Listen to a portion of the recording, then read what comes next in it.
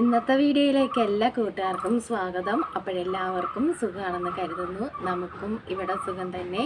Video കണ്ട് support ചെയ്യുന്ന എല്ലാ കൂട്ടുകാർക്കും ഒരുപാട് നന്ദി. ലൈക്ക് ചെയ്യുന്നവർക്കും കമൻറ്റ് ചെയ്യുന്നവർക്കും ആദ്യമായി കാണുന്ന കൂട്ടുകാർ ആരെങ്കിലും ഉണ്ടെങ്കിൽ ഒന്ന് സബ്സ്ക്രൈബ് ചെയ്ത് സപ്പോർട്ട് ചെയ്യണേ. അപ്പോൾ ഇന്നെന്താ ഒത്തിരി വീട്ടുവിശേഷങ്ങളൊന്നും ഇല്ല കേട്ടോ. അപ്പോൾ ഇന്നലെ രാത്രി ഞാൻ പറഞ്ഞില്ലേ നമ്മുടെ മലനട ക്ഷേത്രത്തിൽ ഉത്സവം നടക്കുക. അപ്പോൾ ഇന്നാണ് ഉത്സവം കേട്ടോ. ഇന്നലെ രാത്രി ഞാൻ പറഞ്ഞില്ലേ പോകുന്ന. അപ്പോൾ ഞങ്ങൾ പോയായിരുന്നു ഒരു 8:30-9 മണിയൊക്കെ ആയപ്പോൾ നമ്മൾ പോയി ഒരു 11 മണിയൊക്കെ ആയപ്പോൾ നമ്മൾ പോയിട്ട് തിരിച്ചു വന്നു. അപ്പോഴെന്തൊക്കെയായി ഒരുക്കങ്ങൾ എന്നൊക്കെ അറിയാൻ പോയതാണ് ഞങ്ങൾ കേട്ടോ. അങ്ങനെ ആളുണ്ടായിരുന്നു, നല്ല തിരക്കൊക്കെ ഉണ്ടായിരുന്നു. രാത്രിയായിട്ടും നല്ല ആളൊക്കെ ഉണ്ടായിരുന്നു. പിന്നെ സ്റ്റേജ് പ്രോഗ്രാമൊക്കെ ഉണ്ടായിരുന്നു. ഞങ്ങൾ ചെന്നപ്പം തിരുവാതിരയൊക്കെ ഉണ്ടായിരുന്നു. കുറച്ചൊക്കെ അവിടെ നിന്ന് വെറുതെ ഒന്ന് കണ്ടിട്ട് എളുപ്പം ഇനി പോന്നു. പിന്നെന്താ, അങ്ങനെ അതിൻ്റെ കുറച്ച് ഞാൻ എടുത്തു വെച്ചിട്ടുണ്ട് കേട്ടോ. ഒത്തിരിയൊന്നും എടുത്തിട്ടില്ല, വീഡിയോ കുറച്ച്. അപ്പോൾ നമ്മളിങ്ങനെ ഓരോന്നോരോന്നൊക്കെ വാങ്ങിക്കാനൊക്കെ പോകില്ല, അതുകൊണ്ട് പിന്നെ നമുക്ക് എടുക്കാനും ഒക്കത്തില്ല.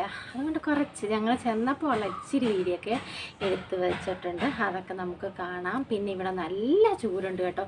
എനിക്ക് തോന്നുന്നു എന്നത്തേതിനെക്കാട്ടിൽ ഇവിടെ ഇന്ന് നല്ല ചൂടുണ്ട്. ഈ വീട് പണി തുടങ്ങുന്നതിന് മുന്നേ ഞാൻ നമ്മുടെ അണ്ണനോട് പറഞ്ഞതാണ്, എനിക്കൊരു സ്വിമ്മിങ് പൂൾ പണിഞ്ഞു തരണം, പിന്നെ നമുക്ക് വീടൊക്കെ വെച്ചാൽ മതിയെന്ന്. അനുഭവിക്കുക ഞാൻ അപ്പം പറഞ്ഞപ്പോൾ കേട്ടില്ല.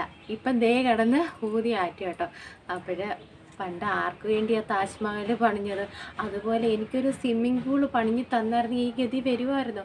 അകത്തും ഇരിക്കാൻ വയ്യ, പുറത്തും ഇരിക്കാൻ വയ്യ, ചൂട് തന്നെ ചൂട്. ഇങ്ങനെ ഇരിക്കാൻ വയ്യ, ഭയങ്കര ചൂട്. ഇന്നത്തെ ദിവസം ഭയങ്കര ചൂട്, ഒരു തരത്തിൽ ഞങ്ങൾക്ക് ഇവിടെ ഇരിക്കാൻ വയ്യ കേട്ടോ. അതുകൊണ്ട് നമ്മൾ പുറത്തിയാടി സിറ്റൗട്ടിലൊന്നും ഇരിക്കാൻ വയ്യ. സിറ്റൗട്ട് മൊത്തത്തിൽ പൊള്ളി കിടക്കുക, അത്രയ്ക്കങ്ങ് ചൂട്.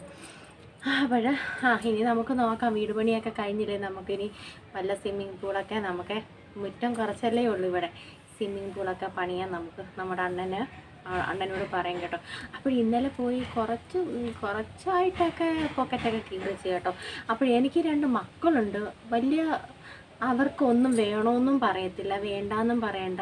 പിന്നെ ഈ പിള്ളേർക്കൊക്കെ ഇങ്ങനെ കളിക്കുന്നതൊക്കെ ഉണ്ടല്ലോ, ഇങ്ങനെ കളിക്കുന്നത്, അവർക്ക് 2 പേർക്കും അതിനകത്തും കയറേണ്ട കേട്ടോ. അങ്ങനെ പിന്നെ എനിക്ക് 2 മക്കളുള്ളത് കൊണ്ട് അവരുടെ പപ്പയ്ക്ക് വലിയ കുഴപ്പങ്ങളൊന്നുമില്ല. പിന്നെ എന്നെയും കൊണ്ടേ ഉള്ളൂ കേട്ടോ കുറച്ചായിട്ടൊക്കെ പോക്കറ്റ് കീറുന്നത്. ഇന്നലെയും കുറച്ച് പോക്കറ്റൊക്കെ കീറി. ഇനി അത് തയ്ച്ചു കൊടുക്കും, ഞാൻ തന്നെ തയ്ച്ചു കൊടുക്കും കേട്ടോ. എന്തോ വാങ്ങിച്ചതെന്ന് വെച്ചാൽ, ഞാൻ പറഞ്ഞില്ലേ ഞാൻ ചെടിച്ചട്ടി വാങ്ങിക്കാനായിട്ട് പോയതാണ് കേട്ടോ. അങ്ങനെ ഞങ്ങൾ കുറച്ച് ചെടിച്ചട്ടിയൊക്കെ വാങ്ങിച്ചു. ഞാൻ 10 വാങ്ങിച്ചു കേട്ടോ. 100 രൂപയ്ക്ക് 5 കേട്ടോ.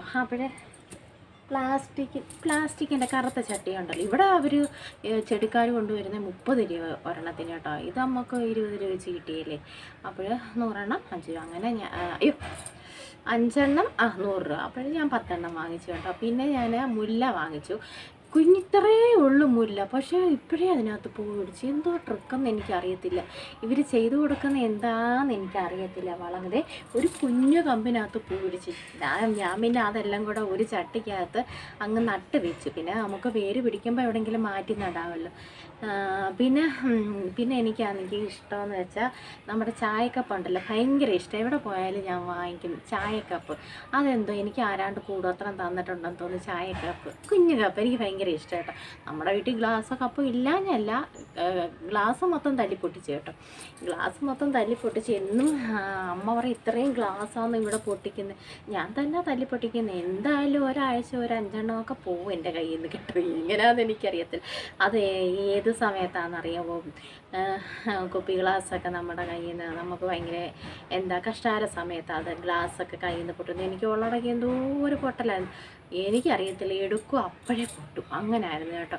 ഇപ്പോൾ പിന്നെ വലുതായിട്ടില്ല, എന്നാലും അങ്ങോട്ട് നിൽക്കത്തില്ല കേട്ടോ. ഒത്തിരി ദിവസമൊന്നും അങ്ങോട്ട് നിൽക്കത്തില്ല. ഗ്ലാസ് അല്ലേ, മനുഷ്യൻ ചത്തുപോകുന്നു. ഞാനന്നേരം ഒരു ഗ്ലാസ് പൊട്ടിപ്പോയാൽ നിങ്ങളുടെ അടുത്ത് ഇങ്ങനെ സങ്കടം പറഞ്ഞാൽ, അപ്പോഴും ഞാൻ ഒരു 10 കപ്പ് വാങ്ങിച്ചു. കുഞ്ഞ് കപ്പ് കേട്ടോ, എനിക്കിഷ്ടപ്പെട്ടു. ഒരു കപ്പ് ഒരു സൈസ് ഇച്ചി വലുതായിരുന്നു. ഒന്ന് കുഴപ്പമില്ല, രണ്ടും. ഞാൻ ഇവിടെ വരുമ്പോൾ നമ്മൾ വെള്ളം ഒഴിച്ച് നോക്കും, അളവ് കറക്റ്റാണെന്ന്. കുഴപ്പമില്ല, ഒരേ കൂടി.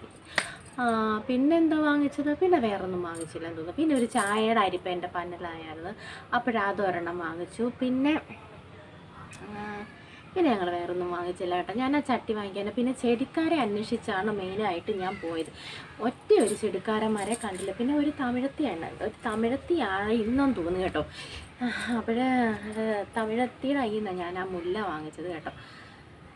അയ്യോ എൻ്റെ ദൈവമേ, ഒറ്റ ശ്വാസത്തിന് സംസാരിച്ചപ്പം ഏതൊക്കെയോ പ്രശ്നങ്ങൾ വന്നു കേട്ടോ. അപ്പോഴും അങ്ങനെ. പിന്നെ അമ്പലത്തിൻ്റെ കാര്യം ഞാൻ എപ്പോഴും ഞാൻ പറയുന്നതാണല്ലേ കേട്ടോ. അപ്പൂപ്പൻ്റെ നടയെന്ന് പറയുന്നത് എപ്പോഴും ഞാൻ പറയുന്നതാണല്ലോ. അപ്പൂപ്പനില്ലാത്ത കാര്യം ഞങ്ങൾക്ക് ആർക്കും ഇല്ല കേട്ടോ. ഈ ദേശക്കാർക്കേ ഇല്ല, അപ്പൂപ്പനില്ലാത്ത ഒരു കാര്യവും ഇല്ല. എഴുതി വയ്ക്കാൻ ബാക്കി എല്ലാ ക്ഷേത്രങ്ങളിലും ഇങ്ങനെ എഴുതി വെച്ചിട്ടുണ്ട്, ബോർഡിലൊക്കെ എഴുതി വെച്ചിട്ടുണ്ട് അഹിന്ദുക്കൾക്ക് പ്രവേശനമില്ലത്. പക്ഷേ നമ്മുടെ അപ്പൂപ്പന് അങ്ങനെ ഒട്ടിച്ചട്ടേ ഇല്ല, എങ്ങും എഴുതി വെച്ചിട്ടില്ല കേട്ടോ. നമ്മുടെ അപ്പൂപ്പന് ഹിന്ദുക്കൾക്ക് പ്രവേശനമില്ല. അവരെന്താ മനുഷ്യരല്ലേ? ഞാനും അത് അപ്പൂപ്പൻ്റെ പക്ഷത്ത് തന്നെ ഞാനും നിൽക്കുന്നത്. അവരെന്താ മനുഷ്യരല്ലേ? അപ്പൂപ്പൻ അങ്ങനെ ഒന്നും എഴുതിക്കത്തില്ല കേട്ടോ. അപ്പൂപ്പൻ എല്ലാ മക്കളെയും ഒരുപോലെയാണ്. അപ്പൂപ്പനെ എപ്പോഴും നമ്മുടെ അപ്പൂപ്പൻ്റെ നട എപ്പോഴും തുറന്ന് തന്നെയാണ്, അടവില്ല കേട്ടോ. നമ്മുടെ ആ ഒരു ക്ഷേത്രത്തിന് അടവില്ല കേട്ടോ, അടയ്ക്കത്തില്ല. മറ്റേ എല്ലാ ക്ഷേത്രങ്ങളും അടയ്ക്കത്തില്ലേ, തുറക്കും അടയ്ക്കും. പക്ഷെ നമ്മുടെ അപ്പൂപ്പനെ എല്ലാ മക്കളെയും കാണാനായിട്ട് ഇങ്ങനെ ഇരിക്കുക കേട്ടോ. അപ്പൂപ്പൻ്റെ നട ഒരിക്കലും അടയ്ക്കത്തില്ല കേട്ടോ. എല്ലാവർക്കും വന്ന് കാണാം. അപ്പൂപ്പനെ വിളിച്ചാലും, അപ്പൂപ്പനെ വിഷമ അവസ്ഥയിലൊക്കെ വിളിച്ചാലൊക്കെ അപ്പൂപ്പൻ നമ്മുടെ കൂടെ ഉണ്ടാവും കേട്ടോ. അങ്ങനെ പിന്നെന്താ, പിന്നെ നമ്മുടെ മഹാഭാരതവും ദുര്യോധന ക്ഷേത്രമല്ലേ. ദുര്യോധനൻ്റെ പേരിൽ കരമടയ്ക്കുന്ന ഒരേ ഒരു ക്ഷേത്രം നമ്മുടെ ഈ മലനാട് ക്ഷേത്രം മാത്രമേ ഉള്ളൂ കേട്ടോ. പഞ്ചായത്തുകാരെങ്ങാണം വന്നാൽ ഇതെങ്ങാണം അറിഞ്ഞാൽ അവരെന്നെ ഓടിച്ചിട്ട് അടിക്കും. നിന്നോട് ആര് പറഞ്ഞു കരമടയ്ക്കുന്നുണ്ടെന്ന്? എനിക്കറിയാം. ദുര്യോധനൻ്റെ പേരിൽ കരമടയ്ക്കുന്ന ഒരേ ഒരു ക്ഷേത്രം, അത് എവിടെ നോക്കിയാലും അല്ലെങ്കിൽ എവിടെ നമ്മൾ സെർച്ച് ചെയ്ത് നോക്കിയാലും നമുക്കറിയാൻ പറ്റും കേട്ടോ. ദുര്യോധനൻ്റെ പേരിൽ കരമടയ്ക്കുന്നത് നമ്മുടെ ഈ മലനട ക്ഷേത്രം മാത്രമാണ് കേട്ടോ. ഞാൻ പറഞ്ഞില്ല, ദുര്യോധനൻ്റെ അന്നത്തെ ഇതുമായിട്ട് ഒരുപാട് ബന്ധമുള്ള ഒരു ക്ഷേത്രമാണ് നമ്മുടെ മലനട ക്ഷേത്രം എന്ന് പറയുന്നത്. പിന്നെ 12 വർഷത്തിലൊരിക്കൽ പള്ളിപ്പാന എന്നൊരു കർമ്മവും നടത്തുന്നു. അതും കാണാൻ ഭയങ്കര ഇതായിട്ടോ. അത് കുരുതി എന്തോ ഒക്കെയാണ്. കഴിഞ്ഞ വർഷം എന്തോ എന്തോ കറുത്ത കോഴിയാണെന്ന് തോന്നുന്നു കേട്ടോ. എത്രയോ അടി താഴ്ചയിൽ അതിനെ കുഴിച്ചിട്ട് എത്ര അടിയാണെന്നറിയത്തില്ല കേട്ടോ. കറക്റ്റ് എല്ലാവരും അത് അറിഞ്ഞത്. ഈ ഒരു കർമ്മം 12 ദിവസമല്ലേ. ആദ്യത്തെ ദിവസമായിരിക്കും ഈ കോഴിയെ കുഴിച്ചിടുന്നത് കേട്ടോ. ആ 12ാമത്തെ അവസാനത്തെ ദിവസമാണെന്ന് തോന്നുന്നു. പിന്നെ ആ കോഴിയെ എടുക്കും. എങ്ങനെയാണെന്ന് എനിക്കറിയത്തില്ല. മണ്ണൊന്നും ഇട്ട് മൂടത്തില്ല, വേറെ എന്തോ പലകയിട്ടായിരിക്കും. പിന്നെ അതിന് ജീവൻ കൊടുക്കാൻ വേണ്ടി എന്തോ ഇങ്ങനെ നൂലിനകത്തൂടെ എന്തോ അതിന് വെള്ളമോ എന്തോ കൊടുക്കുന്നുണ്ട് ഈ കോഴിക്ക് കേട്ടോ. സംഭവം സത്തൊന്നും പോകത്തില്ലെന്ന് തോന്നുന്നു കേട്ടോ. ഇപ്രാവശ്യത്തെ കോഴിയും കുഴപ്പമില്ല. അതൊക്കെ ഒത്തിരി സ്റ്റാറ്റസ് ഇട്ടായിരുന്നു. ആ കോഴി ഇങ്ങനെ കുഴിക്കകത്തുനിന്ന് ഇങ്ങനെ വരുന്നതൊക്കെ ഒരുപാട് പേര് അന്ന് സ്റ്റാറ്റസൊക്കെ ഇട്ടു. കോഴിക്കൊരാപത്തും പറ്റില്ല. അത് എന്താ പൂജാകർമ്മങ്ങളൊക്കെ വലിയ കുഴപ്പമില്ലെന്നൊക്കെ ആയിരിക്കാം. കോഴി ജീവനോടെ വന്നില്ലയോ. കറക്റ്റായിട്ട് എനിക്ക് അതിൻ്റെ ഇത് അറിയത്തില്ല. പക്ഷേ ഒരുപാട് പേര് അന്ന് സ്റ്റാറ്റസൊക്കെ ഇട്ടു. നമ്മളും പോയായിരുന്നു പള്ളിപ്പാന കർമ്മത്തിന്. കേട്ടോ, ആ ഒരു ഇതിന് നമ്മൾ 12 ദിവസം പോയില്ലല്ലോ. ഞാൻ ഒത്തിരി ദിവസമൊക്കെ പോയി കേട്ടോ. പകലും രാത്രിയായിട്ടൊക്കെ ഞങ്ങൾ പോയി കണ്ടു. പള്ളിപ്പാന അത് 12 വർഷത്തിലൊരിക്കലായിട്ടോ. അതും ഭയങ്കരമായിട്ടുള്ള ഒരു ആചാരമൊക്കെ കേട്ടോ. എന്താ പൂജയും കർമ്മങ്ങളും ഒക്കെ ഉണ്ട്. അതൊക്കെയാണ് നമ്മുടെ അപ്പൂപ്പൻ്റെ കാര്യങ്ങൾ പറയാനുണ്ടെങ്കിൽ. എല്ലാവരും ഒന്ന് നമ്മുടെ ഇതിനകത്ത് അടിച്ചു നോക്കിയാൽ മതി, യൂട്യൂബിനകത്ത് തന്നെ അടിച്ചു നോക്കിയാൽ മതി കേട്ടോ. പോരു വഴി പെരുവിരുത്തി മലക്കുട മഹോത്സവം എന്നൊന്ന് അടിച്ചു നോക്കണം എൻ്റെ കൂട്ടുകാർ കേട്ടോ. കൂടുതലായിട്ട് അറിയണമെങ്കിൽ മലക്കുട മഹോത്സവം 2024 നമ്മൾ അടിച്ചു. ഞാൻ ഇപ്പം ലൈവ് ഇങ്ങനെ കുറച്ച് കണ്ടുകൊണ്ടിരിക്കുക. നമ്മൾ അവിടെ നിന്ന് ഈ ഉച്ച സമയത്ത് അവിടെ നിന്ന് ഇങ്ങനെ കാളയും കുതിരയൊക്കെ കയറുമല്ലോ. ആ വയലൊക്കെ നല്ല ഭംഗിയായിട്ടോ. നമ്മൾ ഇതിനകത്ത് ഞാൻ നോക്കിയാൽ അവിടെ ചെന്നാൽ ഇത്രയും നമുക്ക് ക്ലിയറായിട്ട് കാണാൻ പറ്റില്ല, ഭയങ്കര തിരക്കായിരിക്കും. ഞാനിപ്പം കുറച്ച് ലൈവ് കണ്ടിട്ടാണ് വന്ന് ഞാൻ വീഡിയോ എടുക്കുന്നത്. അണ്ണനും നമ്മൾ പോയില്ല കേട്ടോ. പോയില്ല. പോകുന്നതിന് മുമ്പ് ഞാനിപ്പോൾ ഈ വീഡിയോ എടുക്കുന്നത് കേട്ടോ. അപ്പോഴേ എല്ലാവരും ഒന്ന് നോക്കണം കേട്ടോ. മലക്കുട മഹോത്സവം 2020 അടിപൊളിയാണ്. നിങ്ങൾ ആ വന്ന് കണ്ടില്ലെങ്കിലും നിങ്ങൾ അവിടെ ഇരുന്ന് അപ്പൂപ്പനെ ഒന്ന് വിളിക്കണം കേട്ടോ. അപ്പൂപ്പൻ വിളിച്ചാൽ വിളി കേൾക്കുന്നതാട്ടോ. അതാ ഞാൻ വീണ്ടും വീണ്ടും പറയുന്നത്. അപ്പോൾ ഇതൊക്കെയാണ് എവിടെ നിന്നൊക്കെ ഇന്ന് ഉള്ള സായിപ്പും മാതാമ്മമാരും, കോവളത്ത് കിടക്കുന്ന സായിപ്പും മാതാമ്മമാരും എല്ലാം ഇന്ന് നമ്മുടെ മലപ്പുറത്ത് വരും കേട്ടോ. മലപ്പുറം എന്നൊക്കെ ഇവിടെ പറയുന്നത്, മലക്കുടാന്ന് അവിടെ മല പോലെ താഴെ ഇങ്ങനെ വയൽ, അതുകൊണ്ട് മലയുടെ അങ്ങനെയൊക്കെ ഇവിടെ പറയുന്നത്. മറ്റേ മലപ്പുറം വേറെയാണ്, മലപ്പുറത്ത് പോകും അങ്ങനെയൊക്കെ ഇവിടെ പഴയ ആൾക്കാരൊക്കെ പറയുന്നത് കേട്ടോ. അപ്പോൾ അതൊന്ന് കാണേണ്ട കാഴ്ച കേട്ടോ. ഞാൻ വെറുതെ പറഞ്ഞല്ലോ, നിങ്ങളൊന്ന് എൻ്റെ കൂട്ടുകാർ കാണുന്നുണ്ടെങ്കിൽ, എൻ്റെ വീഡിയോ കാണുന്നുണ്ടെങ്കിൽ ഒന്ന് അടിച്ച് നോക്കണേ കേട്ടോ. മലക്കുട മഹോത്സവം ഒന്ന് കാണേണ്ടതാണ് കേട്ടോ. അയ്യോ ഒന്നെൻ്റെ പൊന്നേ. അപ്പോൾ ഞാൻ പറഞ്ഞില്ലേ, ഒരു വെടിക്കെട്ട് അപകടമൊക്കെ നടന്നു. ഭയങ്കര ഇതായിരുന്നു. ഒരുപാട് ആൾക്കാർ പിന്നെ മരണപ്പെട്ടതാണ് കേട്ടോ. അത് 84 എത്രയാ വർഷം ഞാൻ കറക്റ്റായിട്ട് എനിക്കറിയത്തില്ല. നമുക്ക് നോക്കിയാൽ കാണാം. കറക്റ്റായിട്ട് എനിക്കറിയത്തില്ല കേട്ടോ. മലക്കുട മഹോത്സവം.